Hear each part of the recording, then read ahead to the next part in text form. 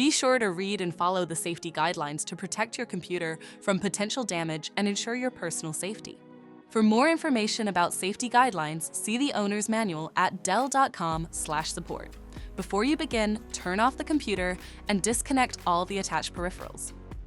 To remove the memory module, loosen the 2 screws on the side cover and slide the cover off the system. Identify and unlatch the memory module. Grasp the module by the edges to lift it out of the system. To reinstall the memory module, relatch it to the system. Slide the side cover on the system and secure it with the 2 screws. For more information about your Dell system, visit dell.com/support.